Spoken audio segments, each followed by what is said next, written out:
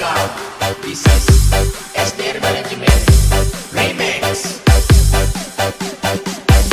What's up? Get on fire, boy. Relax.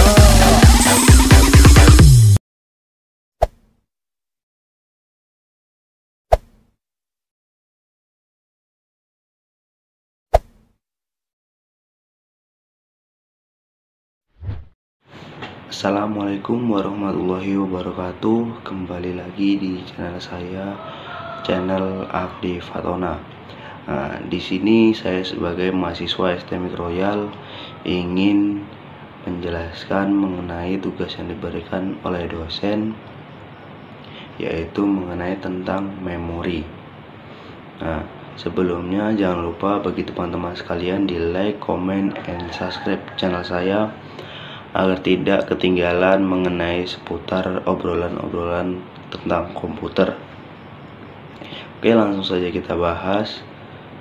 Memori adalah bagian dari komputer, tempat program-program dan data-data disimpan. Beberapa pakar komputer, terutama dari Inggris, menggunakan istilah store atau storage untuk memori, meskipun kata storage sering digunakan untuk menunjuk ke penyimpanan disket tanpa sebuah memori sebagai tempat untuk mendapatkan informasi guna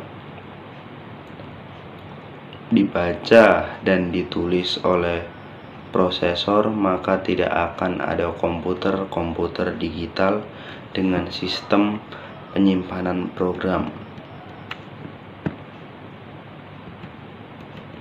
Walaupun konsepnya sederhana, memori memiliki aneka ragam jenis teknologi, organisasi, unjuk kerja, dan harganya. Dalam bab ini akan dibahas mengenai memori internal, dan selanjutnya membahas memori eksternal. Perlu dijelaskan sebelum perbedaan keduanya yang disebabkan fungsinya sama untuk menyimpan program maupun data. Memori internal adalah memori yang dapat diakses langsung oleh prosesor.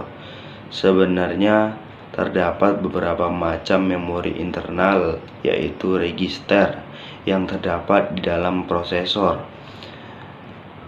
Cache memori dan memori utama berada di luar prosesor, sedangkan memori eksternal adalah memori yang diakses prosesor melalui piranti I/O seperti disket dan hard disk.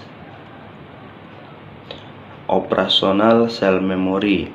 Elemen dasar memori adalah sel memori. Walaupun digunakan sejumlah teknologi elektronik, seluruh sel memori memiliki sifat-sifat tertentu.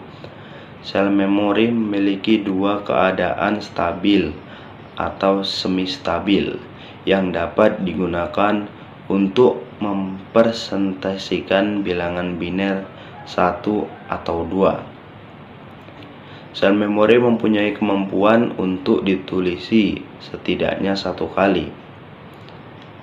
Sel memori mempunyai kemampuan untuk dibaca.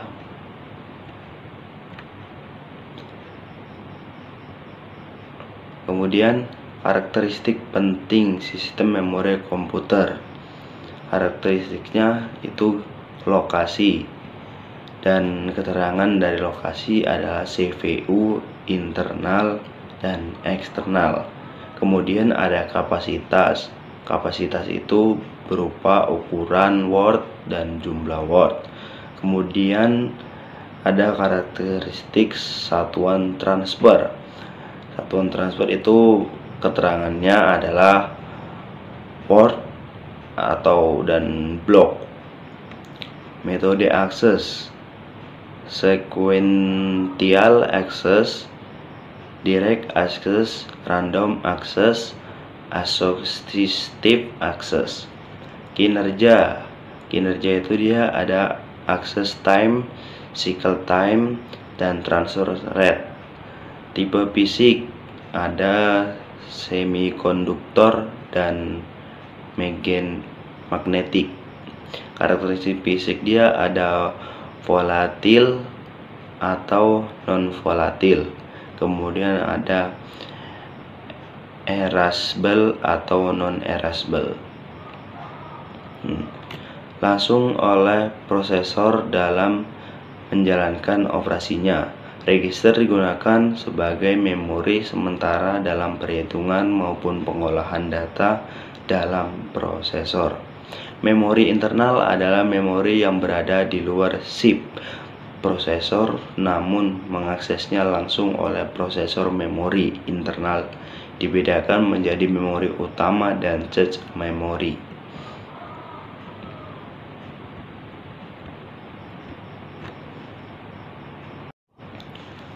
Lalu setelah itu berikutnya kita akan membahas tentang keandalan memori. Untuk memperoleh keandalan sistem ada 3 pertanyaan yang diajukan: berapa banyak, berapa cepat, dan berapa mahal. Pertanyaan berapa banyak adalah sesuatu yang sulit dijawab karena berapapun kapasitas memori tentu aplikasi akan menggunakannya. Jawaban pertanyaan beberapa cepat adalah memori harus mampu mengikuti kecepatan CPU sehingga terjadi sinkronisasi kerja antar CPU dan memori tanpa adanya waktu tunggu karena komponen lain belum selesai prosesnya. Mengenai harga sangatlah relatif. Bagi produsen selalu mencari harga produksi paling murah tanpa mengorbankan kualitasnya untuk memiliki daya saing di pasaran. Hubungan harga, kapasitas, dan waktu akses adalah semakin kecil waktu akses, semakin besar harga per bitnya. Semakin besar kapasitas, semakin kecil harga per bitnya. Semakin besar kapasitas, semakin besar waktu aksesnya. Dilema yang dihadapi para perancang adalah keinginan menerapkan teknologi untuk kapasitas memori yang besar karena harga per bit yang murah, namun hal itu dibatasi oleh teknologi dalam memperoleh waktu akses yang cepat. Salah satu pengorganisasian masalah ini adalah menggunakan hierarki memori. Kemudian kita akan membahas tentang selanjutnya jenis-jenis memori random access. Semua jenis memori yang dibahas pada bagian ini adalah berjenis random access, yaitu data secara langsung diakses melalui logik pengalamatan, write-in, dan memori semikonduktor utama. Hal yang membedakan karakteristik RAM adalah dimungkinkannya pembacaan dan penulisan data ke memori secara cepat dan mudah. Aspek lain adalah RAM. Di sini saya tidak menjelaskan mengenai tentang RAM karena sudah saya jelaskan dari pertemuan sebelumnya.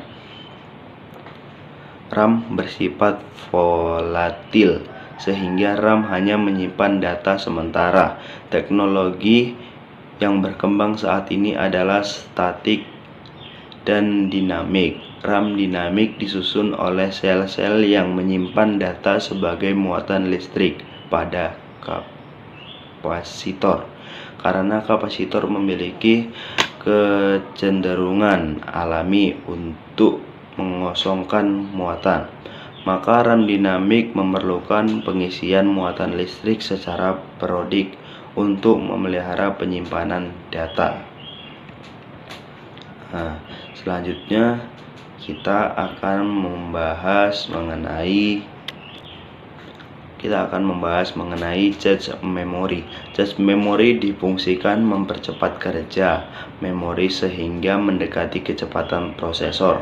Konsepnya dijelaskan pada gambar di atas, cuma tidak saya tunjukkan gambarnya. Memori utama lebih besar kapasitasnya namun lambat operasinya, sedangkan cache memori berukuran kecil namun lebih cepat.